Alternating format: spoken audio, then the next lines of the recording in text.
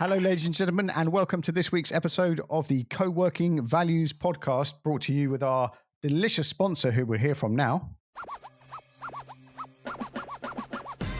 This episode is brought to you by Cobot, a leading management software for co-working spaces, office hubs, and flexible workspaces around the world. You know, one of the best things about Cobot is that it is produced by people who manage a co-working space and know the ins and outs of the main problems and issues bugging co-working managers. So if you want more time for your coworkers and community, check out Cobot at cobot.me and take your co-working management to the next level. So, Zelko, how is it in sunny Belgrade at the moment? I have no idea. I'm not in Belgrade, and I keep telling you that. Super pizza. Yeah, about 200 kilometers from Belgrade. It's still sunny. It's still warm. It's still Corona friendly, or not, maybe. So basically, yeah, all things considered, it's okay. How is it in London? It's complicated, so we won't talk about it. The rules change every day, but here in my delicious little local area where we shop locally, go to school locally, and never really have to see anyone outside our bubble, it's actually more than pleasant. But so you have your own 15-minute city, right? I have my own 15-minute city, and that's why I'm campaigning so hard for it to. For it to all happen here, and actually, you know, I joke about it, but since lockdown, we've discovered places to buy our food and get it delivered by local companies, and we've just started to. We've always used the parks around our area, but we've started to spend even more time. Like 5 minutes up the road, there's a country park, which mainly I've just run around in the past, but now we deliberately go and walk there. And we're just making more of the nature on our doorstep. And the nature on our doorstep is so exceptional because we live in zone 4 of London. So it's not somewhere you'd naturally think to be packed full of nature. So if you want to look up on a map, ladies and gentlemen, Fair.Waters is where my 15-minute city is. I'm really proud of you, Bernie. Really proud.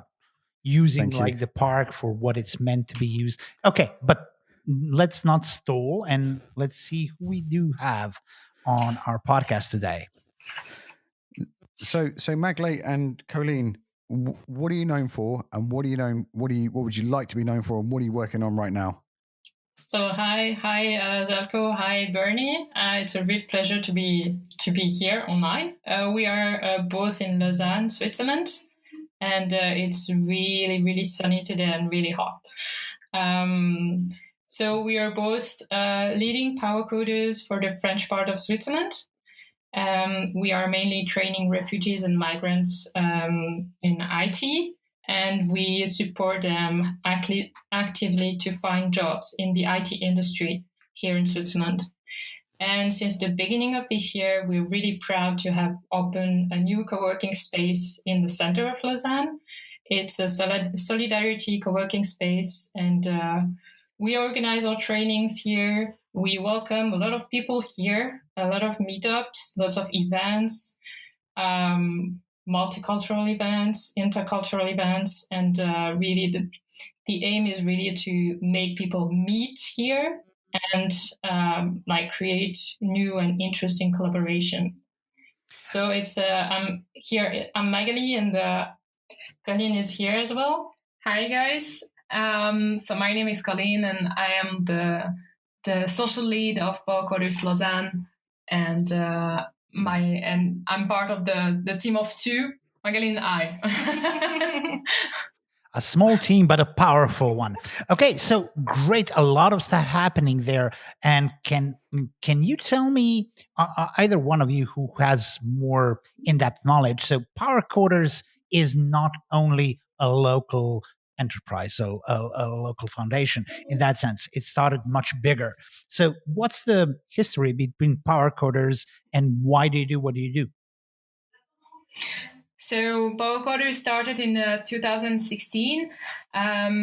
It's a Bernese entrepreneur, Christian Irsig, who founded PowerCoders. because he wanted first to support refugees, to integrate the work market in Switzerland, and also to support the IT industry who is lacking employees in the IT field.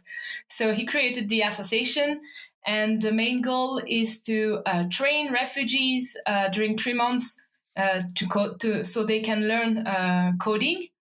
And then we support them to find an internship in an IT department or an IT company in Switzerland. And does that mean training like people who have no prior history of coding, or somebody who has has already been in contact with programming or coding or whatever? So we have both. We select participants really based upon motivation. We have both. We have both people coming from Afghanistan, Syria, or even Eritrea, and they have already knowledge about IT or even have diplomas in IT. But we have also like engineers, like marketing managers, and people even like university teachers coming from various countries that apply to a program and who have an interest in going into the IT field. Okay, so and how did you two, came across PowerCoders, and why did it start up in Lausanne? So it started. It started in Bern. We were not part of the project yet. It came to Lausanne in 2018.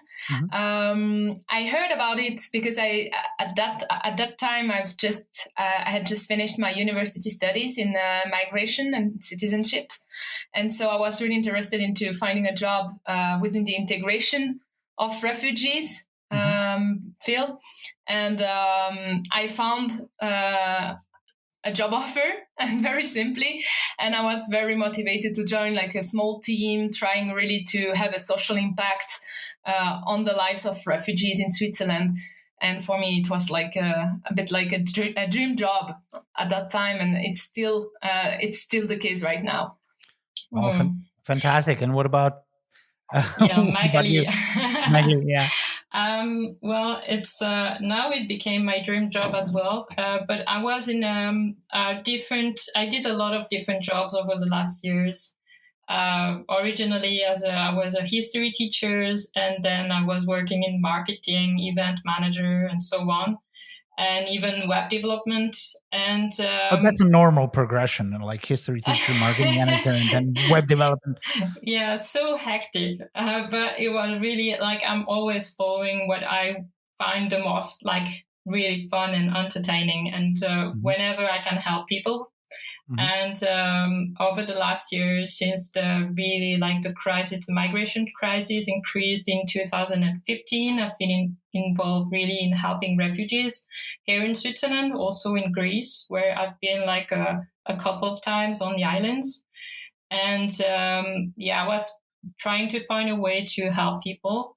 And PowerCoders was a project that I found really, really interesting. And when the team came to Lausanne, they reached out to me and we had a discussion, and I really wanted to help and really wanted to be part of this project. And then, I've met with Coline, and then the rest is history, as we said, no? Because we have such a wonderful collaboration, and we're just like so complementary as well. That we started 2 years ago working together, and now exploring new fields and developing ideas. And here we are. Fantastic. And can you tell me so it's all started in 2018 in your place, and basically in these 2 years, what has been accomplished? So how many refugees have you trained, and what kind of results has this program produced? So since 2018 we've done four batches, 4 training sessions, and each time around 15 people, 15 students. And we have placed like more than 60% students in the companies for internships. And we have around 10 to 20% of these students who now have a job. And we're still following up on them because we created a community around like not only refugees and migrants like benefiting from the program, but also we have a lot of IT trainers, a lot of IT professionals who wants to give their time and energy to support the students and help with the trainings. We organize workshops. We organize also meetups. We do like one-to-one trainings as well. And we try to create a whole network that people coming from abroad and like who don't have a clue about anything about Switzerland can really find someone to help or like people to help and really have a great sense of community here. That's fantastic, because I'm just going to say for the listeners, 60 people over 2 years is an amazing accomplishment. I know because we had been involved in a pre-qualification in IT program with the UNDP a couple of years back, and are trying to get back into right at this time. And we've trained about 16 people over the course of 6 months. Mm-hmm. And it's a really hard process for the participants. It's going from zero to junior programmer is very hard work. Mm-hmm. Within 3 or 4 or 6 months. It's like pushing 4 years of knowledge, of university knowledge or whatever practical knowledge that you can, into building a person that can be employable, not just be interested in programming. So for everybody listening out there, even though it sounds like, it's 15 people per training session, it's a really, really hard task. And girls, it sounds amazing, even so that these people, or a percentage of these people, already found jobs or internships. Mm-hmm. So great work there. Thank you. I'm going to ask Bernie to continue on and maybe deepen the co-working section a bit, or the space a bit. And that was, thank you for saying that last bit. That was great. So we met because I put a little shout out around the European Co-working Assembly, and Jan, the one of the most integral parts of the Co-working Europe family, said, "Oh, you got to speak to these folks." And I asked about inclusion and diversity and local co-working, and he kind of threw you two in front of me. So can you say, like, from your direct experience, how do you? And we kind of touched on it as in the first part of the interview, but like, how do you manage inclusion and diversity and so many people coming together in one place locally and from around to form that co-working community? Well, first of all, the co-working adventure started this year, so not really a great year to start a co-working space, I must admit. It's a brave year to start a co-working space.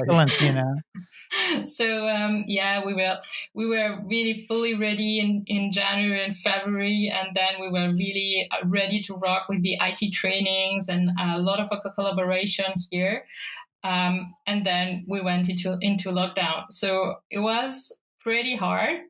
But we spread the word among our community, the students, the alumni, and also the volunteers, but also towards all the companies that support PowerCoders about the co-working space. And now we have a really diverse public that regularly comes. We have our alumni and few students, and also like refugees interested in going into the IT industry that comes to study or try to meet to work on some projects. We have also loads of our volunteers, IT trainers who come here either to work or to try to meet with some students to help them. But we do collaborate also with other people who don't have anything to do with PowerCoders, because we think it's also a key that to mix with all kind of audiences. And we're really trying to increase the number of women to come to the co-working space, but also to make them aware that tech industry and the IT industry is also like open to them, and to really try to organize some events and workshop to break some stereotypes about the IT industry, and encourage women mainly to come here, to offer them a safe space, and and even because we are right at the train station, it's also a safe space to come whenever someone would feel like insecure or would need like a quiet space to come just to have a coffee and work like for an hour or two. So can you almost spell out why a safe space is important? Because that's something, people like Zelko and I, someone opens a co-working space, like white men just appear from nowhere and fill it. And something we've discovered over the last few years of paying particular attention to inclusion, diversity, and accessibility is that what might appear as a building for one, like a man like me, doesn't occur in the same way for other people. So can you say what is important to people and why people might not feel as comfortable just walking in, or depending on location and how the building feels? Well, it's our point of view. We cannot say for anyone, but we would say that we try to offer a really friendly space where everyone is welcome. It's really about the atmosphere, to just like make everyone feel like that they are welcome, and like we don't have like a welcome desk, for example. It's just like whenever you walk in our space, it's really open. You come and you're directly in the open space, and usually like there's always a host every day to just come to people, like welcome and say, hey, do you want a coffee? Do you want a tea? Do you want an ice cream? Because we have ice creams. Do you want like a glass of water? And like just feel free to sit anywhere and just like visit the space. And I don't know, it's important because in some co-working space, people have the feeling that they are not really welcome, because if they don't have like a specific project to work on, or they don't have like a business to run, they don't have any, they cannot come to a co-working space. Well, that's a feeling I have, but I don't know. I don't know if you, Coline, what you would define as a safe space or welcoming space. Yeah, it's also on the. It's also because we realize that there are not a lot of spaces where people, for example, refugees or people who don't have the money to pay a desk, they don't have any place to go and just study or work on a specific personal project.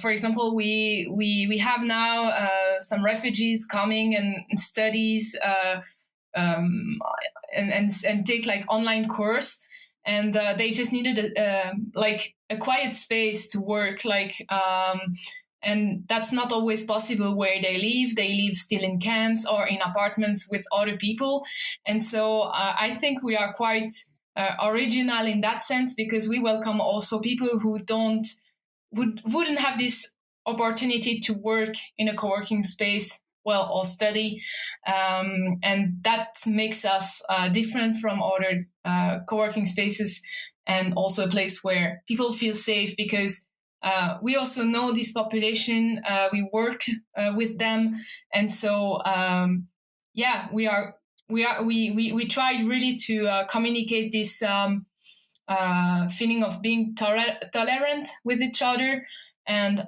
I would say that's the thing. That's great.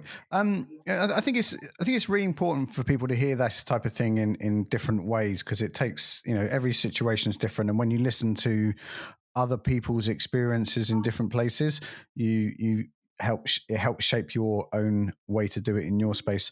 One last question is, have you got any recommendations for people how to reach people that are perhaps not looking for a co-working space but could use it? There's another podcast we have is Kofi from London, who runs a project called Urban MBA. And one of the things we're doing there is helping we call BAME people or non-white people in youth in London to find co-working, because they just don't know what co-working is, because it's not something that occurs. It's not outside of the co-working bubble. Very few people know what co-working is. So we're actively finding spaces in London that will, like the ARC co-working in Hackney, to run those programs a bit like you do PowerCoders. But how do you reach those people if you've never been in contact and you want to help people in that way? So what we do is we organize, like, for example, each week French classes given by volunteers in the evening, and we advertise mainly through mouth to like, how do you say, mouth of words? Word of mouth. Word of mouth. Word of mouth. Sorry. Mainly toward women, because we try to target really, like, to really focus on women. We also organize initiation, like discovery of, but really basically what is coding, really, what is coding about, we organize like small events, and we try to use really terms that are not frightening, to really say it's okay, everyone can learn.